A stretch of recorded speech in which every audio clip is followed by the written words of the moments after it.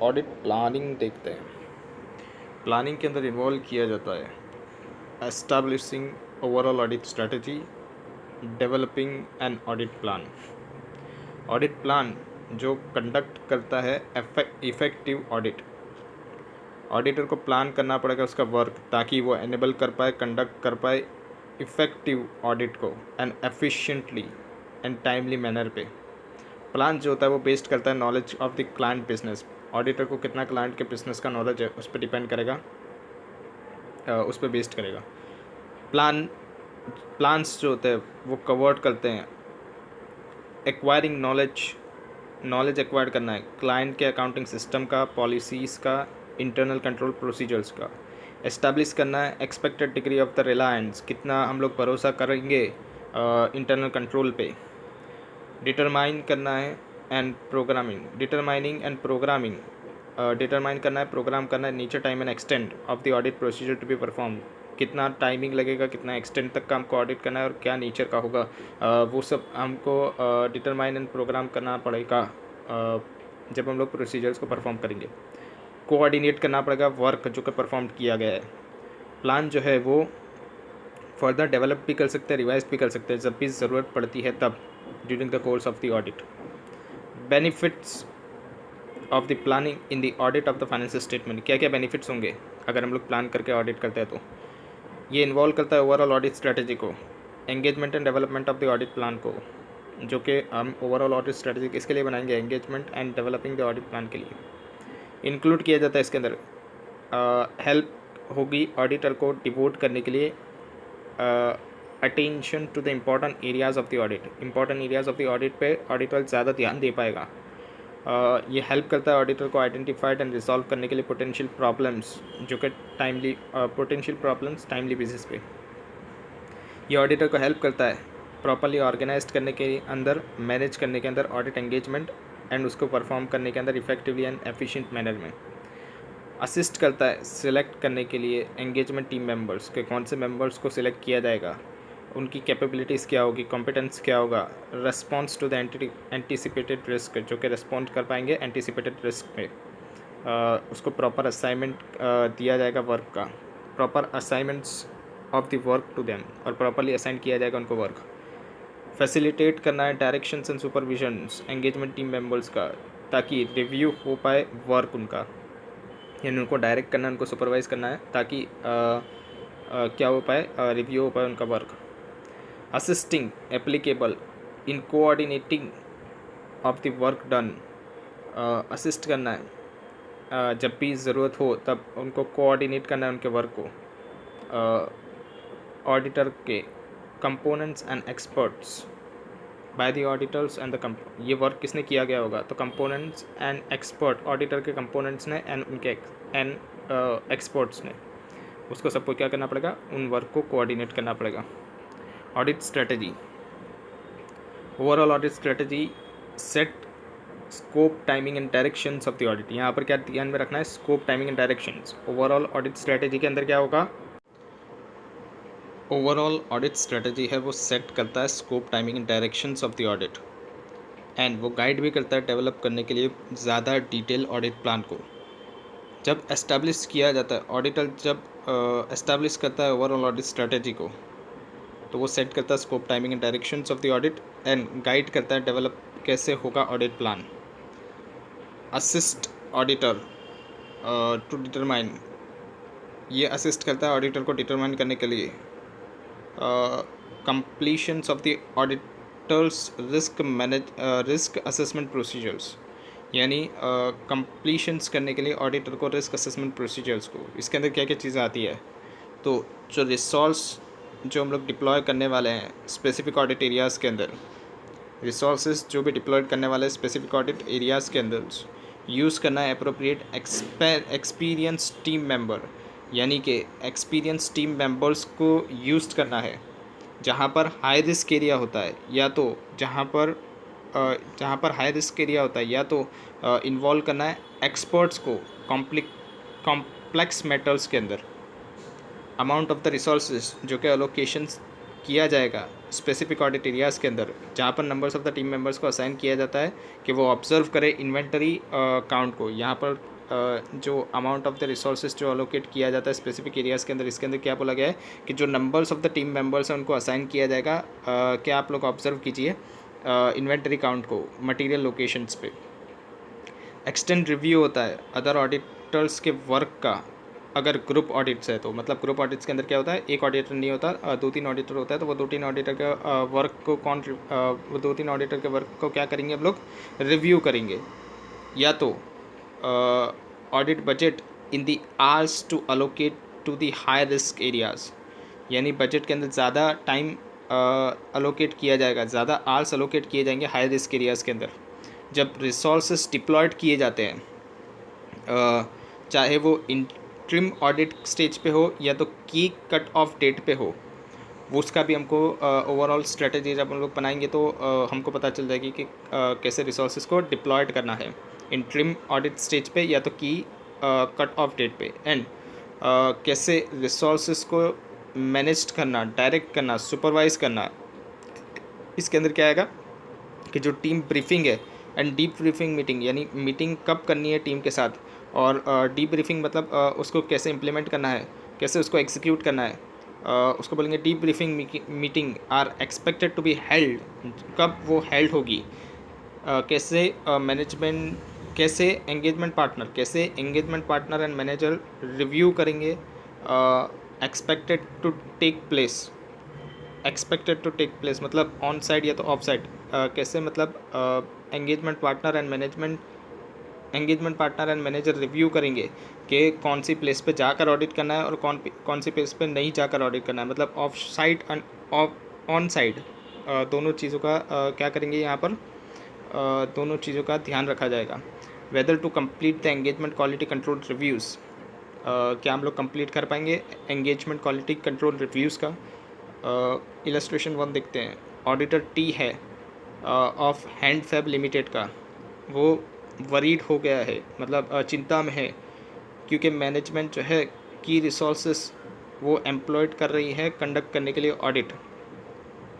Management of the key resources to employed to conduct the audit, मतलब जो auditor था auditor T जो है हैंड फैब लिमिटेड का, वो चिंता में कि कैसे वो मैनेज करेगा की रिसोर्सेज को एम्प्लॉयड करने के अंदर, मतलब लोगों को लगाने के अंदर, कंडक्ट जब ऑडिट किया जाता है उसके अंदर। तो required how the audit strategy would helpful to the auditor, कैसे ऑडिट स्ट्रेटेजी हेल्प करेगी ऑडिटर को। तो जो हमने ऊपर पॉइंट पढ़ा वैसे ही वही पॉइंट से ऑडिटर को हेल्प मिलेगी। Establishment of the overall audit strategy, इसके अंदर इंक्लूड क्या किया जाता है, ओवरऑल ऑडिट स्ट्रेटजी ऑडिटर को आइडेंटिफाइड करना पड़ेगा कैरेक्टर्स ऑफ द एंगेजमेंट जो डिफाइन करता है उसकी स्कोप को। एग्जांपल के तौर पे ऑडिट कवरेज कितना ये एक्सपेक्ट किया जाता है कि कितना ऑडिट कवरेज होगा, जिसके अंदर इंक्लूड किया जाता है कि कितने नंबर्स ऑफ द मेंबर्स होंगे जो कि ऑडिट टीम मेंबर्स के अंदर होंगे, locations of the components to be included, और कौन सी लोकेशंस को वो लोग चेक करेंगे। Natures of the business segment, कितने बिजनेस सेगमेंट को चेक किया जाएगा जब हम लोग ऑडिट कर रहे हैं। इसके अंदर इंक्लूड किया जाएगा स्पेशलाइज्ड नॉलेज, इसके अंदर इंक्लूड किया जाता है कि स्पेशलाइज्ड नॉलेज होनी ज़रूरी है। Expected use of the audit evidence obtain, जो भी ऑडिट एविडेंस हम लोग ऑब्टेन करते हैं उसका यूज़ किया जाएगा। ये कौन से ऑडिट एविडेंस थे जो कि प्रीवियस ऑडिट के दरमियान में हमको मिले थे, उसका हम लोग यहाँ पर यूज़ कर सकते हैं। एग्जांपल के तौर पे ऑडिट एविडेंस जो risk assessment procedures and test of the control, audit assessment जो रिलेट कर रहे हैं रिस्क असेसमेंट प्रोसीजर्स को and test of the control को। बी के अंदर देखेंगे एसर्टेन द रिपोर्टिंग ऑब्जेक्टिव्स, कैसे हम लोग रिपोर्ट करेंगे एंगेजमेंट को, ताकि वो उसको भी प्लान किया जाता है। टाइमिंग ऑफ द ऑडिट, कौन से टाइम पे हम लोग ऑडिट करेंगे, and the nature of the communications required, और कैसा टाइप का कम्युनिकेशंस रिक्वायर्ड होगा। एग्जांपल के तौर पे टाइम टेबल बनाया जाएगा रिपोर्टिंग का इंटरनल एंड फाइनल स्टेज के ऊपर। ऑर्गेनाइजेशंस ऑफ द मीटिंग्स जो है मैनेजमेंट के साथ एंड दोस्त चार्ज विद द गवर्नेंस के साथ, उसको भी डिस्कस किया जाएगा कि कब कौन से टाइम पे और कितनी ऑडिट मीटिंग करेंगे हम लोग। Nature, time and extent of the audit work. क्या ऑडिट वर्क के अंदर पर हुआ है वो सब डिस्कस करेंगे हम लोग किसके साथ, दोस्त चार्ज विद गवर्नेंस के साथ, या तो मैनेजमेंट के साथ डिस्कशंस किया जाएगा मैनेजमेंट के साथ, दोस्त चार्ज विद गवर्नेंस के साथ, किसके रिगार्डिंग के expected the type and the time of the report to be issued, कितने टाइम में और कौन से टाइप की रिपोर्ट हम लोग इश्यू करने वाले हैं, एंड अदर कम्युनिकेशन, दूसरे भी कम्युनिकेशन जो कि रिटर्न के अंदर या तो ओरल के अंदर हो सकते हैं, वो भी हम लोग करेंगे। इसके अंदर इंक्लूड किया जाता है कि ऑडिटर की रिपोर्ट, मैनेजमेंट के लेटर्स, कम्युनिकेशंस एंड दोस्त charge with the governance. Discuss किया जाता है मैनेजमेंट से एक्सपेक्टेड कम्युनिकेशंस, क्या क्या हम लोग कम्युनिकेट करने वाले हैं, क्या हम लोग कम्युनिकेट करेंगे मैनेजमेंट से डिस्कस करेंगे हम लोग एक्सपेक्टेड कम्युनिकेशंस किसके ऊपर, ऑडिट वर्क के ऊपर, कि अभी तक ऑडिट वर्क का स्टेटस क्या है, कितना ऑडिट वर्क हुआ है अभी तक थ्रू आउट द एंगेजमेंट के दौरान। कंसिडर करना है फैक्टर्स ऑडिटर्स के प्रोफेशनल जजमेंट पे significant in directing the engagement team efforts. Consider करना है फैक्टर्स, कौन से फैक्टर्स हैं जो कि ऑडिटर के प्रोफेशनल जजमेंट पे अफेक्ट कर रहा है, सिग्निफिकेंट कर रहा है directing engagement teams efforts. Consider करना है रिजल्ट प्रिलिमिनरी एंगेजमेंट एक्टिविटीज़ का रिजल्ट हमको कंसिडर करना है, जहाँ पर नॉलेज जो है वो गेन की जाती है एंड जो अदर एंगेजमेंट है वो परफॉर्म किए जाते हैं एंगेजमेंट पार्टनर के द्वारा फॉर द एंटिटी, क्या वो रिलेवेंट है। कंसिडर करना है रिजल्ट प्रिलिमिनरी एंगेजमेंट एक्टिविटीज़ का, यानी प्रिलिमिनरी एंगेजमेंट एक्टिविटीज़ जो भी हमने बनाई थी उसका रिजल्ट को कंसिडर करना है, उससे हमको क्या नॉलेज लेना है एंड अदर एंगेजमेंट भी परफॉर्म करना है एंगेजमेंट पार्टनर के द्वारा, क्या वो रिलेवेंट है एंटिटीज़ के लिए, वो भी हमको कंसिडर करना है। यहाँ पर एग्जांपल देखते हैं प्रिलिमिनरी आइडेंटिफिकेशन, यानी पहले हमने आइडेंटिफाइड किया था एरियाज़ जो कि high risk of the material miss statement, जिसके अंदर हमको लग रहा था कि इसके अंदर high risk of material miss statement हो सकती है, उसका पहले से आइडेंटिफाइड करके रखना है ऐसे एरियाज़। रिजल्ट करना है प्रीवियस ऑडिट का रिजल्ट जो होता है जिसके अंदर इन्वॉल्व किया जाता है evaluating and operating effectively of the internal control, क्या इंटरनल कंट्रोल जो है वो प्रॉपरली काम कर रहे हैं, तो वो कैसे पता चलेगी, तो प्रीवियस ऑडिट का रिजल्ट देख के हमको पता चलेगी, जिसके अंदर इंक्लूड और क्या किया जाता है nature of the identified deficiency, क्या कोई डेफिशिएंसीज तो है, क्या कोई डेफिशिएंसीज तो नहीं है ना इनके अंदर, एंड एक्शंस, क्या क्या एक्शंस टेकन किए गए थे एड्रेस करने के लिए उनको, वो भी सब देखा जाएगा। वॉल्यूम ऑफ द ट्रांजेक्शन्स, कितने वॉल्यूम के ट्रांजेक्शन्स जो कि डिटरमाइन किए जाते हैं, चाहे वो ज़्यादा एफिशिएंट है ऑडिटर के लिए रिलाय करने के इंटरनल कंट्रोल सिस्टम, यानी जो भी volume of the transactions perform किए गए हैं उससे हमको डिटरमाइन करना है क्या ये एफिशिएंट है ऑडिटर के लिए इंटरनल कंट्रोल पर रिलाय करना है, मतलब ऑडिटर खुद जाके एक दो सैंपल करेगा इंटरनल कंट्रोल को टेस्ट करने के लिए, एक दो सैंपल वाले ट्रांजेक्शन करेगा जिससे इंटरनल कंट्रोल चेक हो पाएंगे।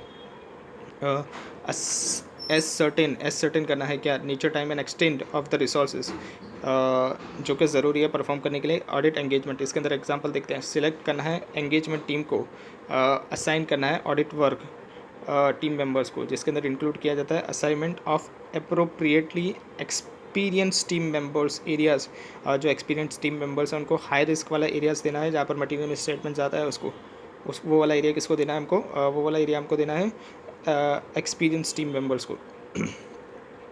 एंगेजमेंट बजटिंग के अंदर इंक्लूड किया जाता है कि कंसिडर करना है हमको appropriate amount of the time, कितने टाइम के अंदर हम कितने टाइम के अंदर हम लोग सेट कर पाएंगे कि जो एरियाज़ है वो high risk and material miss statement है उसके अंदर।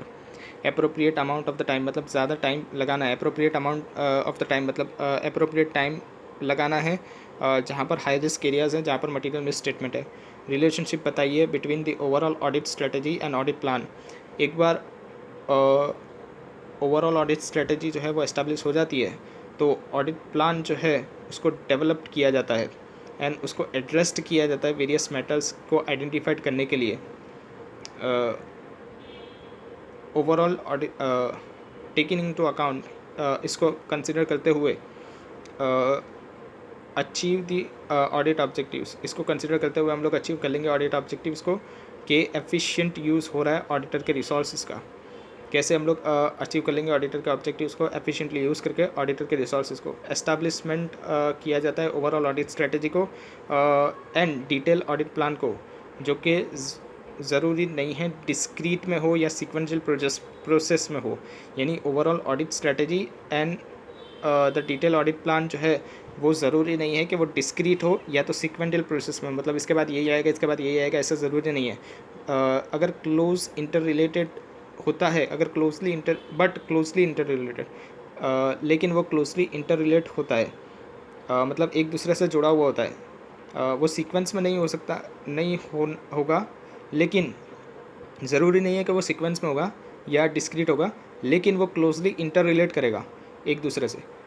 चेंजेस जो होंगे वो किए जाएंगे अगर रिज़ल्ट जो है, अगर चेंज किया जाता है एक के अंदर, तो वो रिज़ल्ट करेगा consequently change in the another, मतलब एक प्रोसेस के अंदर चेंज किया जाएगा तो दूसरी प्रोसेस के अंदर चेंज होगा ही होगा। क्योंकि एक जो है, एक के अंदर चेंज से रिजल्ट हो रहा है कंसिक्वेंटियल चेंजेस टू दी अदर, एक से दूसरे के अंदर चेंजेस हो रहा है। क्योंकि ये लोग क्या है, इंटर रिलेटेड हैं। Development of the audit plan, describe करना है ऑडिट प्लान को। ऑडिट प्लान के अंदर ऑडिटर जो है वो डेवलप करेगा ऑडिट प्लान को। इसके अंदर इंक्लूड किया जाता है nature, time and extent of the plan, risk assessment procedures जो कि डिटरमाइन की जाएगी।